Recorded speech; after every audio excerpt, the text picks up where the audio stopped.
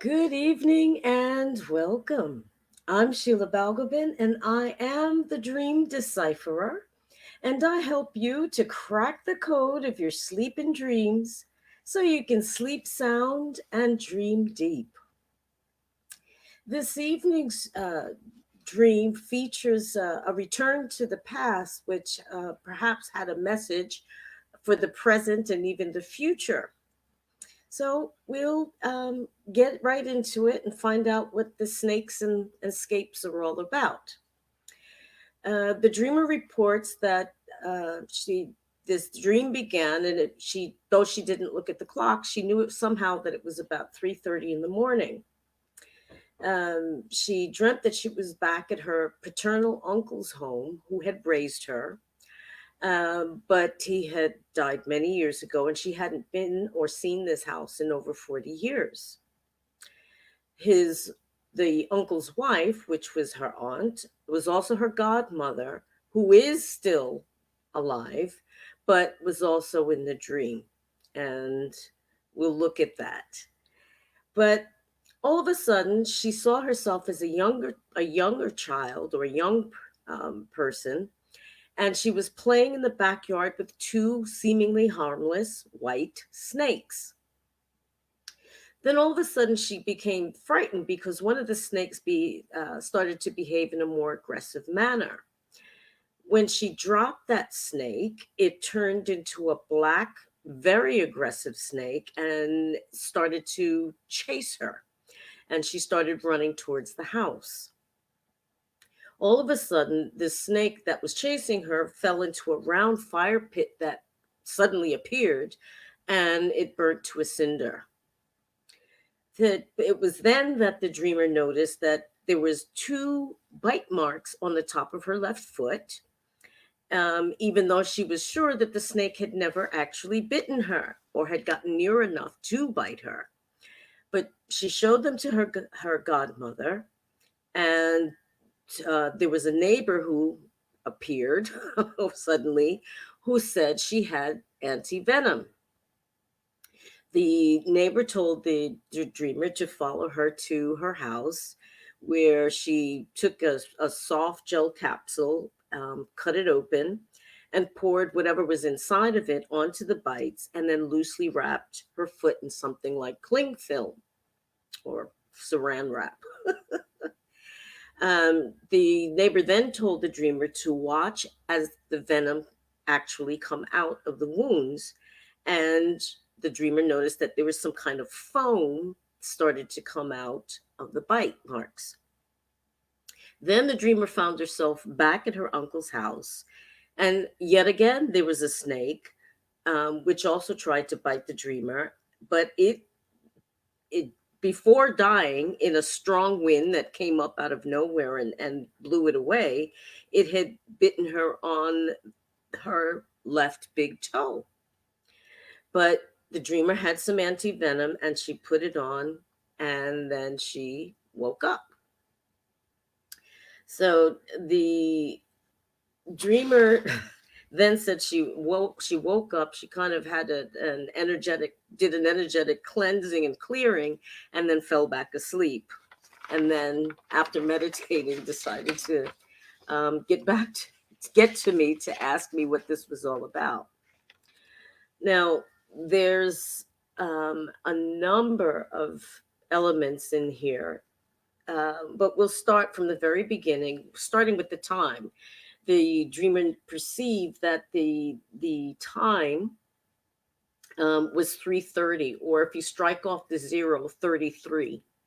And three is in the Bible and other and various other places are considered a sacred number. And here it is doubled. And it's also happens to be the age that it supposedly Christ was crucified at 33 years. Now, the uncle of the dreamer, which was a stand-in for her dad and finished raising her, was who was in spirit, is acted as a protector when she was a child, and perhaps in this context is still standing guard and acting as a protector. The house that the uncle had raised the dreamer in had been she hadn't seen or been at or heard about in over 40 years. And what that kind of stimulated the thought to me that it's like, thinking about how the ancient Israelites have in the Bible wandered in the desert for 40 years. Christ was tempted for 40 days in the desert. And then that, which ties in back with the time of the dream, that 3:30 or 3:3 or 33. Now, the aunt of the dreamer appeared, the aunt not being in spirit, she is still much alive, but still standing as that spiritual guardian or spiritual guide for the dreamer. And it would seem that from the context of the dream so far, that it is very much a spiritually based message. But we'll go on and see what happens. The dreamer then saw herself as a child playing with two white snakes. Now, snakes are very interesting things. They're either very revered or very feared, depending on what culture and what religion and all the rest of it that you would come from. But in one particular religion, which originally came from Africa and became voodoo in the New World, the snake is Dambala. And Dambala is the messenger, if you will, like Mercury in Greek mythology, but between the two worlds, the upper world and the lower world, or the underworld. So they're considered to be able to, because it shred their skin. There's issues about immortality as well, but they can be symbols of healing. And in fact, the symbol that of the medical profession is a snake twined around a staff. So it was the staff of Asclepius, which was the god of healing for the ancient Greeks. So the snakes can either have a very frightening connotation in terms of theology, perhaps, or practical experience. People get bitten by snakes and die, but they also have a very spiritual significance in many cultures. But there were what they thought that was prompted by these snakes.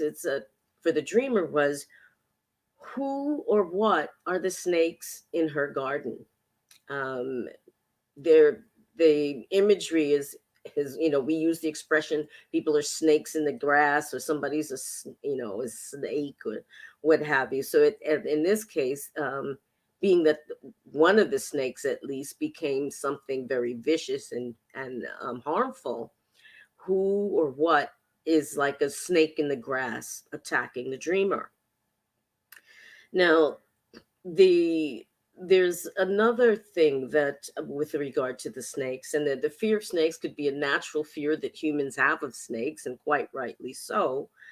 um, but it wasn't until the one snake started to act aggressively that the dreamer kind of dropped it and got rid of it. But it also, because they have this spiritual significance, it made me wonder if there was, in terms of spiritual power, that they may have evoked some kind of fear within the dreamer. Now, the next thing that happened, this black snake that had appeared, this very aggressive snake that chased the dreamer, suddenly fell into a fire pit that appeared, a round fire pit, and was burnt to cinders. Now, there's a couple of things going on here. The first, that is that fire purifies, and that this is one way of getting rid of negative energies, to burn it up in fire. That's why Hindus believe in burning bodies, to release the body to the elements, but also to purify the soul. Now, the other thing that this incident indicates is that there's some kind of protection even in impossible situations around the dreamer, that this fire pit just appeared out of nowhere and burned this black snake up. There's another level, on a psychological level, that the fire pit can represent as well. The circle, I mean, it's a round fire pit, and circles psychologically represent wholeness. And when children start to learn to draw, and they start drawing circles, that's usually about the time they start referring to themselves as I. In other words, psychologically, they become a whole and separate unit, not attached to their parents, and start to see themselves as an individual. So that there is something, indicates some indication, perhaps, of psychological wholeness, by the roundness of this fire pit. Now, the the snake, though it didn't actually appear to have bitten the dreamer, nevertheless left bite marks on the left foot. And the left side, they say, is the our unconscious side, and the right side, our more active or conscious side. And so there's something about unconsciously that this person or snake, when it has bitten, at a maybe a subconscious or even unconscious level, and has it affected or infected the dreamer. Now, at this point, the dreamer had showed these bite marks to her godmother, and a neighbor appears and suddenly and says, "Oh, I've got your anti-venom. We got something for this." And the neighbor takes her and invites her to come to her home and puts some kind of salve on it from a gel capsule, and wraps it the foot with cling film, and told the dreamer to actually watch the venom flow out. And the bites foamed, at and this venom came out. Now, the thought that came to me about this is that this foam, for some reason, the idea came into my head. It's like, it's like when people, rabid dogs, foam at the mouth because they've got the, rabies virus in them, and they start to foam at the mouth. And for some reason, that that image came up for me. But maybe, um, whoever or whatever this represents, people are carrying on a bit like mad dogs. Who knows? But nevertheless, after this incident, the dreamer returns to, the uncle's house, and there's yet another snake, and but another black snake, as it happens, and this one tries to bite her, and does bite her, on her big toe, left big toe, again on the left side, but died, as it was carried away by a strong wind after biting her. But the dreamer didn't panic. She said, "Okay, I've got some anti venom." She put some anti venom on, and she woke up. So, my questions to the dreamer at this point were, who or what represents a snake in the dreamer's garden? My first question. And my another question that comes to mind is there an area of the dreamer's life, and houses represent our inner lives, the different rooms, the different aspects of our inner life. But was there any,